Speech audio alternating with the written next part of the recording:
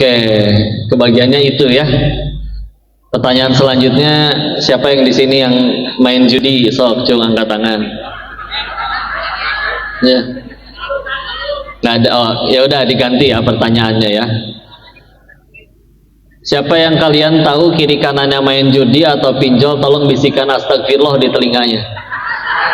Oh, udah ketahuan ya. Ketahuan ya. Alhamdulillah ya. Baik, istilah tadi supaya bisa berhasil sukses sebagaimana kata MC, aslinya kan kita bisa berhasil, bisa sukses bukan karena kitanya yang hebat ya, tapi karena Allah yang tolong. Oh, itu mah udah mutlak ya. Maka kalau pengen ditolong Allah, mantesin biar supaya pantas ditolong, minimal dengan cara yang nggak ngelakuin apa yang Allah nggak suka ya. Ini mah wajar banget, ibarat kalian pengen butuh pertolongan sama tetangga, mampir ke rumah beliau, dan kita tahu misalkan beliau nggak suka duren misalkan, nggak mungkin kita malah sengajain bawa duren ya, pasti nggak suka orangnya. Udah, sedangkan kita butuh.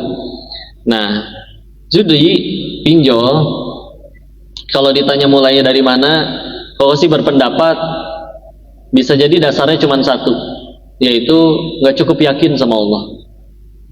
Dia mungkin lupa bahwa nggak mungkin dirinya lahir sebelum Allah sudah jamin rezekinya. Bahkan kalau mau jujur, alasan kita masih hidup sampai hari ini salah satunya adalah karena semua rezeki yang Allah janjikan harus kita terima waktu di alam rahim di perut ibu kita masing-masing, setelah 4 bulan tuh 120 hari ditiupkan ruh, termasuk ditentukan rezekinya. Lihat hadis Arba'in nomor 4 ya. Kalau itu belum diterima semua, nggak boleh mati asli.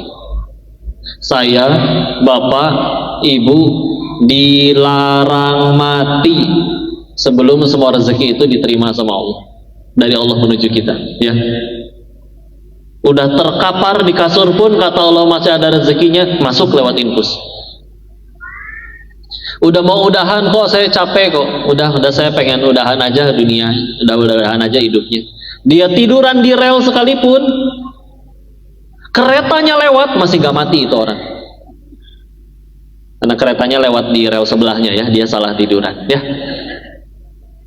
Kenapa? Bukan belum waktunya, nggak bisa. Di Thailand juga pernah ada cerita seperti ini, istri yang suaminya punya will, wanita idaman lain. Bukan kalian, tenang aja ya. Dia masuk ke rumah, minumin botol yang ada, entah mungkin pembersih toilet, entah apa, keminum 2 botol, pingsan, gelap. Bangun-bangun di rumah sakit. Yang pertama ditanya begitu bangun, "Dok, kok saya masih hidup?" Kata dokternya, "Larutan yang ibu minum 2, satu mengandung asam, satu mengandung basa, jadi netral." Ya. Belum waktunya. Ya. Maka yuk yakin dulu sama Allah. Ini punten ya, untuk kan kita ngerasanya, aduh kalau kita ngambil yang halal-halal ketaker kok. Gaji sebulan saya udah tahu gaji saya sebulan berapa. Tapi kalau ngambil yang haram, kayaknya bisa nambah banyak nih. Kita suka mikir gitu ya. Punten.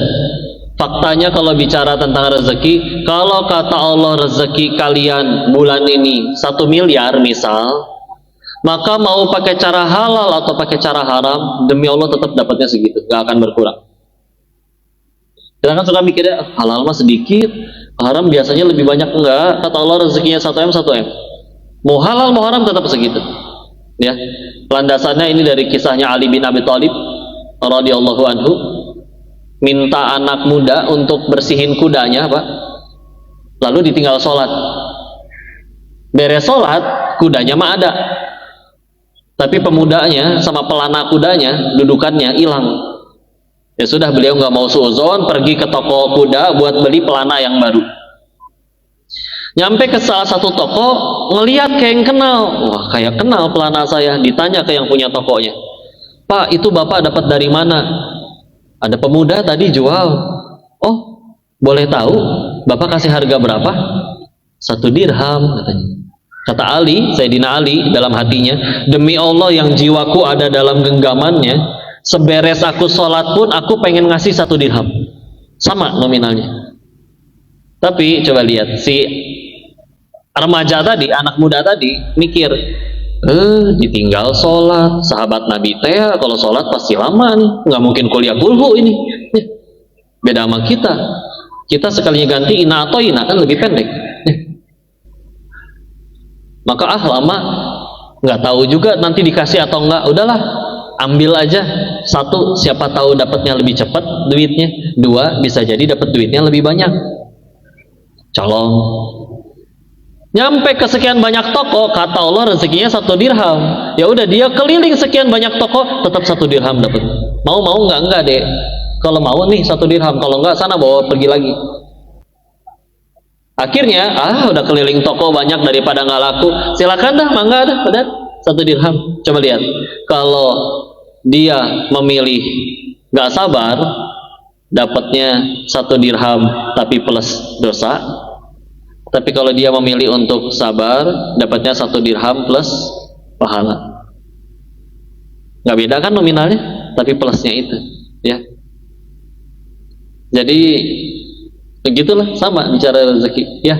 Kalau kata Allah segitu, kan munten ya.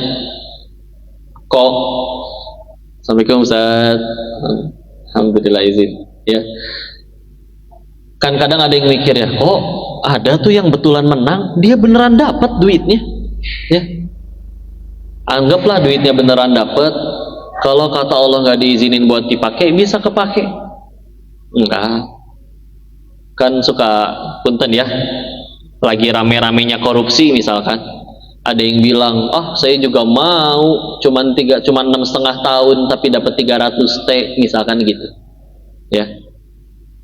Punten, pertanyaannya, emang yakin sampai nanti dibebasin masih ada umur? Kalau mau jujur, nggak tahu. Jangankan itu, kita juga kalau mau jujur, kita juga emang yakin kita pada nyampe rumah ini nanti malam? Yakin? Allahu a'lam. Makanya hati-hati tuh yang dibawa kipas segede gitu tuh, ya. Enggak, tenang. Kalau kata Allah belum waktunya, mau kipas jatuh, mau gunung meletus, mau tsunami, demi Allah sehelai rambut pun nggak akan jatuh, tenang aja. Tapi kalau kata Allah udah waktunya, mau ngumpet di bawah tanah, di bunker besi, tetap harus udahan juga, ya. Maka kita suka mikirnya, dapat banyak, enggak, ntar dulu, kata Allah nggak diizinin, nggak bisa kepake itu duit. Kok ada yang beneran kemakan? Itu dia beli makanan loh, terus dia makan. Lebih repot. Kemakan berarti itu yang haram. Doa nggak keterima, dikasih ke anak-anak nggak berkah, bisa jadi anak-anak yang ntar kayak gimana? Aduh, punten ya. Karena kalau bicaranya kayak tadi, kau kenal seorang guru PAUD? Tahu PAUD nggak, Bu? PAUD tahu? Apa? Ada A-nya, pendidikan anak usia dini, ya. Dia gajinya sebulan 250.000 rupiah. Untuk zaman sekarang tidak bisa dibilang banyak, ya. Dan dia tinggal berenam, dia, ibu kandungnya, sama adik kandungnya 4. Udah nggak punya ayah, yatim piatu. Secara matematika 250.000 buat 6 orang cukup nggak? Sebulan? Harusnya enggak. Tapi kalau ditanya nanti kalau mau dikenalin, demi Allah hidupku, meskipun dia paling makannya tentu tidak bisa di restoran, kadang nasi pakai tempe aja, kadang nasi pakai telur aja, tapi hidup demi Allah, ada rezekinya. Adik-adiknya gimana sekolahnya? Ya kan pada hafal Quran, ngikutin kakaknya, jadi beasiswa. Guyup, adem, harmonis, dan izin. Meskipun kau nggak kena,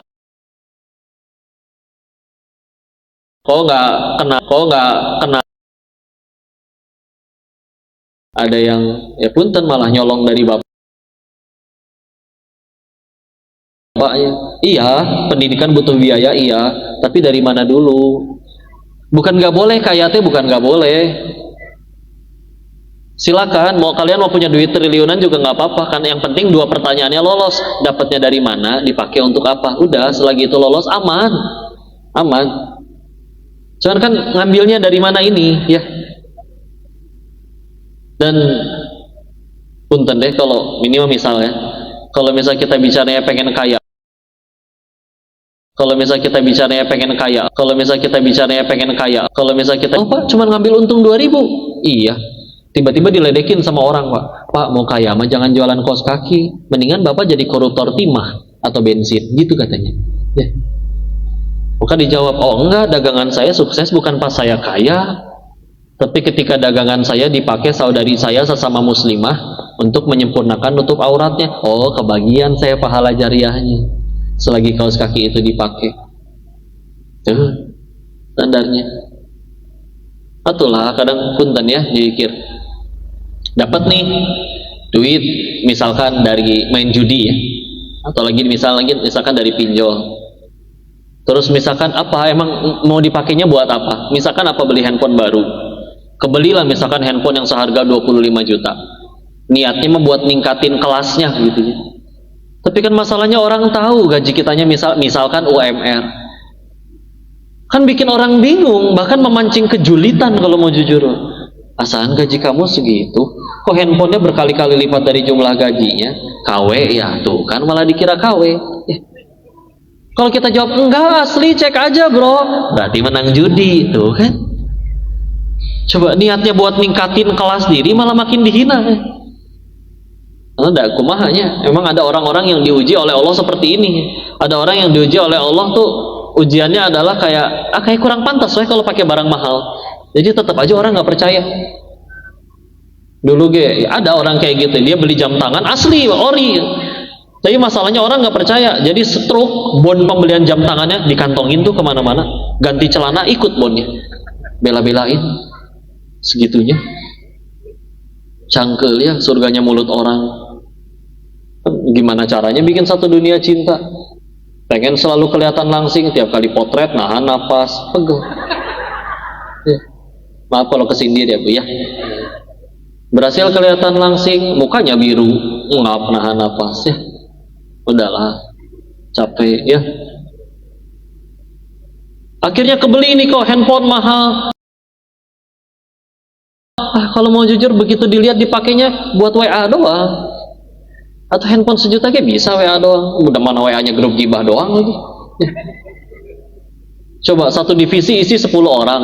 Bisa-bisanya mereka bikin grup lagi isinya 9 orang kecuali kepala divisinya. Apa fungsinya grup itu?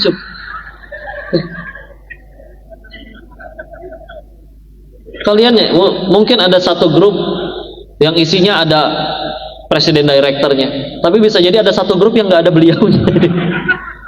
Apa kira-kira fungsinya? Buat ngasih surprise call. Oh iya hebat, boleh lah, ada aja alasannya ya. Tapi udahlah, yuk istilah ya. Jangan sentuh sama sekali. Ini mah ini baru kemarin banget kejadian. Ada orang tahu-tahu datang ke rumah dan bohong, jelas bohong. Nggak bilangnya ngaku-ngakunya teman lama waktu sama-sama di Darut Tauhid, tapi ditanya tentang orang-orang Darut Tauhid yang kami sama-sama kenal, dia nggak ada yang tahu. Fotonya dikirimin ke teman-teman yang masih di Darut Tauhid pun di tempat Agim masih pada nggak ada yang kenal. Sayanya lagi di rumah sakit karena istri di rumah sakit, datengin bela-belain, ngaku-ngaku ke satpam, ke susternya, saya saudaranya Ko Denis. Dan kelihatan banyak bohongnya. Begitu akhirnya ketemu, jadi enggak apa, jadi sebetulnya apa, ada apa yang bisa saya bantu. Ya, jujur akhirnya dia kena masalah dia. Salah satunya ya kena judi. Dia ngelihat video. Punten ya, ketika akhirnya saya banyak bicara tentang judi, efek sampingnya adalah videonya banyak diedit. Bahkan dieditnya seolah-olah mempromokan judi gitu, pakai AI. Gerakan mulutnya diganti, suaranya diganti, ya. Dan jadi masalah itu, terus dia ngelihat, percaya. Dan dia akhirnya main di website judi tersebut yang jelas-jelas videonya editan dan video saya dipakai untuk difitnah. Dan ketika cerita, kenapa Bapak sampai main? Iya, saya ada hutang riba di bank konven. Sekarang dikejar-kejar, udah gitu kayaknya untuk dapat duit cepat segera akhirnya nggak, ya main di website itu. Ya Pak, gimana caranya atuh Pak? Bapak punya masalah, pengen solusi, yang bisa kasih solusi Allah. Terus nyarinya di jalan yang Allah nggak ridho, demi Allah nggak akan nemu. Terus mau gimana atuh? Ya, Oh, harus ditalangin, kalau bisa ada yang mau ini beli, saya butuh, dijualnya 13M. Pak, duit dari mana orang nyari 13M dadakan, Pak? Ya, ya udah, bismillah, ada Allah mah maha kaya. Kita kan kadang-kadang aslinya cuma salah fokus. Contoh, setiap kali kita kena masalah, kalau salah fokus stres pasti.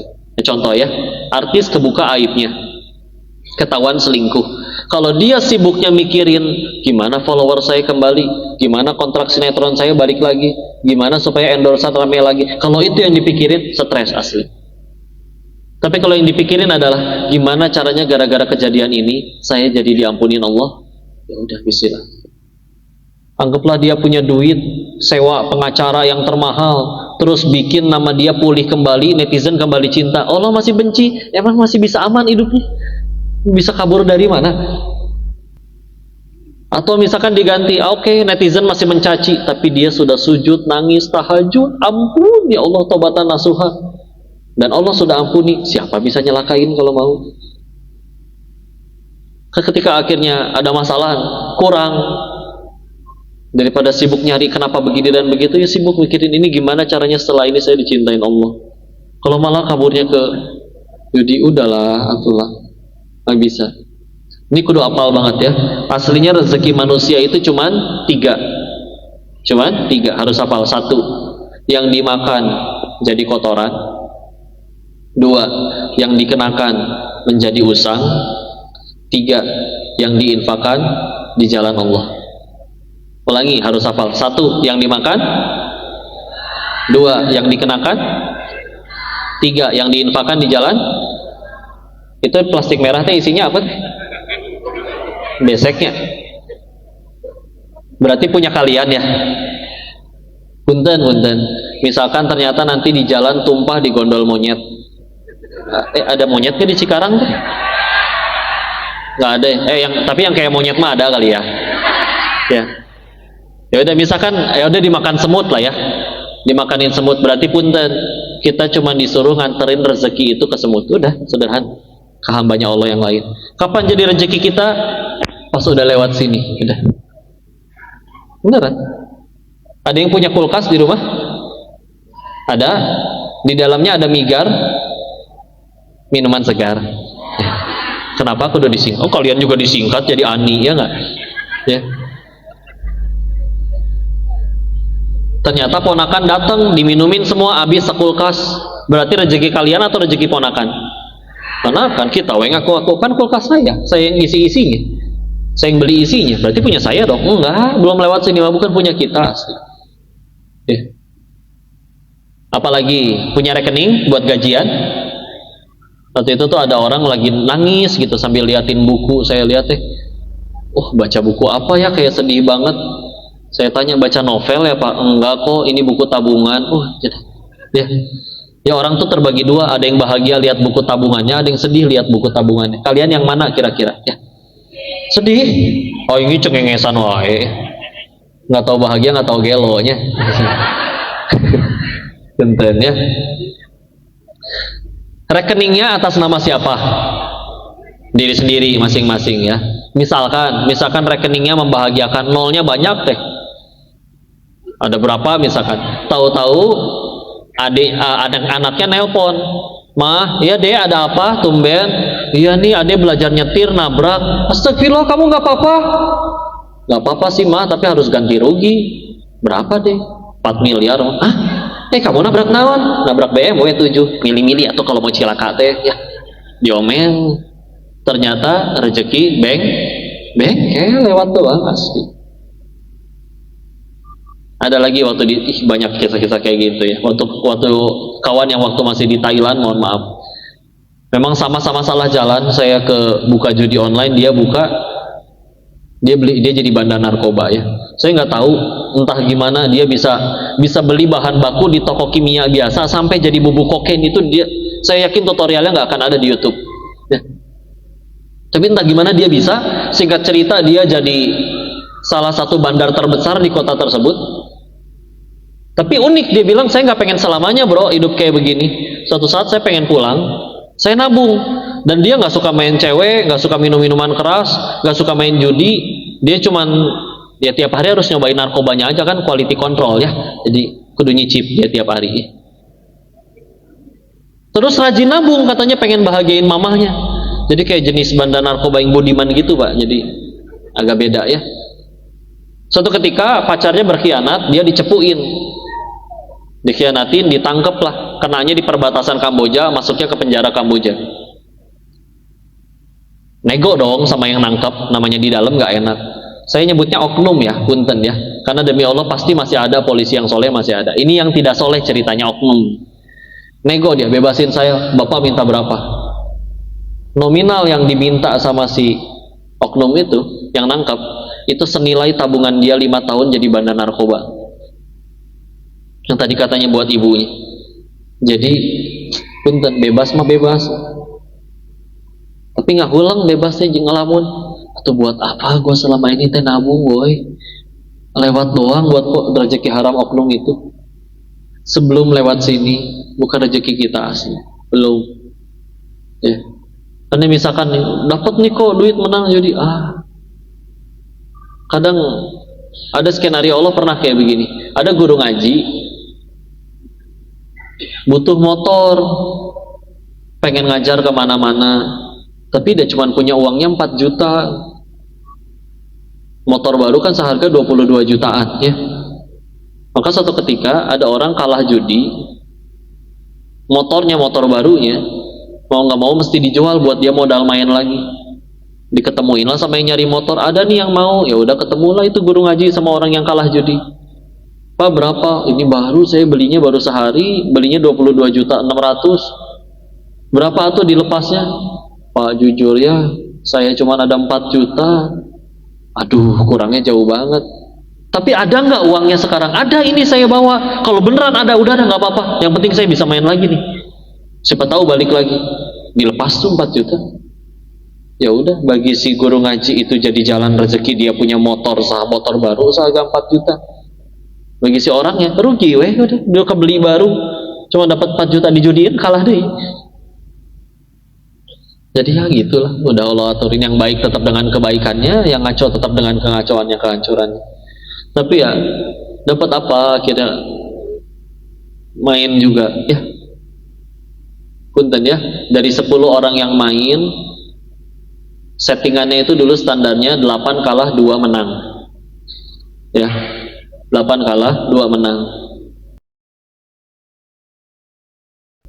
Ya uniknya manusia, mereka suka berpikir saya pasti si 2 orang tersebut, kepedean ya, ngerasa bisa diukur gitu. Enggak, cara menang judi cuma 2, 1 jadi bandar, 2 dikasih sama bandarnya, udah.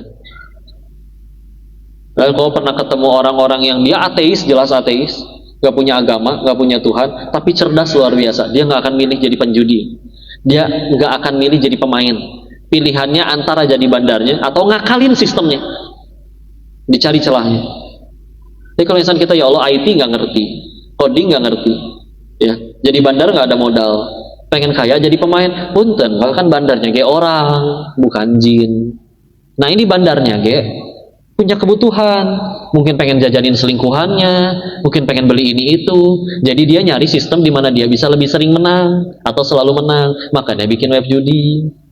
Kalau emang ada orang beneran bisa kaya dari main judi, ya orang udah pada rebutan ngapain jadi bandar, mendingan jadi pemain. Dan jadi bandar perlu modal. Kenapa orang bela-belain? Karena sadar keluar modal gede, aing nggak akan kalah saya nih asli jadi kalau jadi bandar. Mentoknya 1 nanti sama aturan Allah. Terus ini kita jadi pemain, pengen ngarep rezeki dari orang yang juga serakah, lagi nyari menang. Terus kita gantungin rezeki kita ke orang yang pengen menang itu juga. Ya atuh, rungkat Pak, please ya.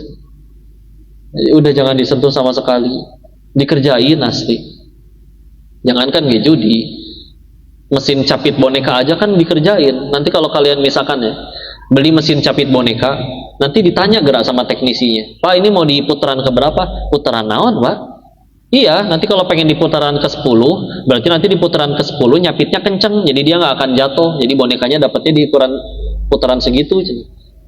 Oh gitu? Oh iya, tuh kan satu boneka misalkan 80.000, Satu koin buat main 10.000, atau setiap kali main 10.000 ada yang menang 80.000, tekor. Minimal udah ada orang 8 kali kalah dulu dong, baru nyapitnya kenceng keluar satu boneka. Itu kalau nggak mah niatnya bagi-bagi boneka mah ngapain beli mesin capit? Bagiin udah ke anak-anak langsung. Sama, apakah kita sepolos itu berpikir bahwa bandar judi itu orang yang tulus, ikhlas, pengen bagi-bagi duit kepada seluruh pemainnya dengan cara dikasih menang? Atau kalau niatnya pengen bagi-bagi duit mah yang dibikin bukan web judi, lembaga zakat infak sodako yang dibangun. Atulah, ya, jangan. Kok terus gimana atau kok udah kepalang main, gimana cara berhentinya? Cara berhentinya, jangan depo, udah selesai. Ya, punten, kita dapat iklan judi nih. Terus kita nggak depo, emang dikejar sama bandarnya, diudak gitu, dikirimin tukang pukul, datang ke rumah kita, anak kita dicekek, taruhan mau sih ya? Enggak, asli. Jangankan kayak orang belum pernah main, kita nyobain main misalnya, dikasih menang sama bandarnya, masuk 500.000 menang 20 juta misalkan. Terus kita milih nggak mau main lagi, itu juga bandarnya nggak akan ngejar, demi Allah nggak akan ada yang datang. Masalahnya satu, diulang deh. Punten ya, kalau ada orang, ini salah satu nasihat dari Guru Wongko ya, beliau bilang kayak gini, dosa itu kalau terus menerus diulang, pilihannya cuma dua. Satu, Allah buka aibnya. Dua, Allah matikan dalam keadaan lagi maksiat. Cuma dua. Misalkan contoh ya, kenapa kok dibuka aibnya? Emang Allah senangnya aib kita dibuka ke publik? Bukan. Kenapa dibuka? Karena punten, kadang ada manusia yang Tuhannya bukan Allah, tapi Tuhannya mulut orang. Contoh ya, yang pada korupsi atau yang selingkuh misalkan. Kira-kira mereka tahu nggak Allah ngelihat pas mereka lagi ngelakuin dosa itu? Tahu nggak? Tahu. Tapi nggak berhenti itu. Giliran orang lihat bisa berhenti selingkuh itu orang. Padahal itu orang cinta sama kita, pengen kita ke surga, satu dunia cinta Allah benci juga nggak laku cintanya orang. Makanya karena akhirnya Tuhannya mulut orang, mau nggak mau dibuka. Karena ya punten ya, kalian waktu itu tahu ada film Ipar Adalah Maut, tahu? Kapan berhentinya? Pas ketahuan kan? Coba nggak ketahuan, gaspol. Iya kan? Makanya kadang ya karena Tuhannya mulut orang, jadi ya udah dibikin ketahuan, malu sama anaknya, malu sama tetangganya, udah dibuka. Pilihan yang kedua, kalau misalkan udah dibuka masih terus dilakuin, punten, Allah matiin dalam keadaan lagi maksiat. Ini pernah kejadian di Bandung ya, izinnya pernah ada guru kami cerita ada tokoh ya punya jabatan lah di pemerintahannya. Tentu kita tidak boleh sebutkan namanya, tapi kita ambil hikmahnya aja.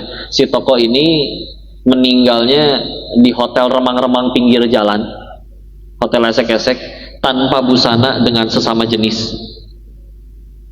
Pak punten, hina nggak meninggalnya? Hina. Pertanyaannya diganti sekarang. Kira-kira Allah yang segitu maha pengampun lagi maha penyayangnya, akankah Allah setega itu matiin hambanya dalam keadaan sehina itu? Kalau itu dosa baru sekali-kalinya dia lakuin, mungkin nggak? Menurut saya nggak mungkin. Betul aja begitu ditanya berapa kali dia udah ngelakuin, ditanya istrinya udah tahu, udah nggak kehitung katanya udah berapa kali, anak-anaknya udah tahu, tetangganya udah pada tahu. Tuh udah kebuka aibnya, nggak berhenti, mau nggak mau bisa jadi mati satu tapi 1000 orang berhenti gara-gara ngelihat kejadian itu. Pilihannya cuma dua itu. Nanti punten ya, efek samping dari saya bicara banyak tentang judi, orang pada datang ke rumah, ada yang tengah malam, ada yang naik motor dari Magelang ke Bogor. Sayanya lagi kajian, ditungguin sampai ke malam. Satu masalahnya, ya salah judi. Biasanya minta ditalangin utangnya atau digantiin. Jadi kan biasanya dari pinjol, dari judol kan ke pinjol, banyak dong utangnya, belum bunganya. Nggak bisa dong bayarnya, minta ditalangin satu orang, ditalangin total jumlah utangnya misalkan 500 juta, ditalangin, jadi ntar saya utangnya ke satu pihak aja, tapi sanggupnya 500.000 sebulan, atau iraha beres nanya. Dan lagian enggak punten, bukan masalah mau ditolong atau enggak, setiap kali yang ditolong juga keulang lagi, karena ngerasa ada jalan keluar ini, jadi embung berhenti. Jadi dan begitu ditanya ya, Pak saya mau tanya ya, mohon maaf ya, ini Bapak hidup hancur gara-gara judi kayak gini, tadinya punya usaha ya sekarang bangkrut ya, atau dipecat, atau udah tinggal di pinggir jalan, mohon maaf, jadi tunawisma di pinggir jalan, dicerai sama istrinya, diusir dari keluarganya, sampai sekarang punya utang sebanyak ini. Punten Pak, emang berapa kali main judinya? Apa baru sekali-kalinya? Jawabannya sama semua Pak, udah nggak ke itu, udah berapa kali. Jadi kan aslinya, tapi pernah Pak ngerasain menang? Awal-awal menang kok nggak berhenti? Dulu punya, jujur Pak, dulu punya nggak pilihan berhenti? Atau kalau Bapak berhenti, karena dia cerita, saya pernah akhirnya 2 bulan berhenti, tapi kayak lagi. Waktu 2 bulan itu, pernah nggak Bapak dikejar-kejar tukang pukul, nyulik anak istri Bapak, untuk supaya bikin Bapak main judi lagi? Pernah nggak? Nggak pernah. Terus waktu main lagi kenapa? Dipaksa atau karena kepengen sendiri? Ya kepengen sendiri kalau mau jujur. Jadi atulah. Makanya saya kurang sepakat kalau misalkan ada orang kalah judi disebutnya korban. Bukan, korban lah misalkan bapak-bapak di pinggir jalan dibegal, eta korban, bener kan? Gak pengen dia dibegal.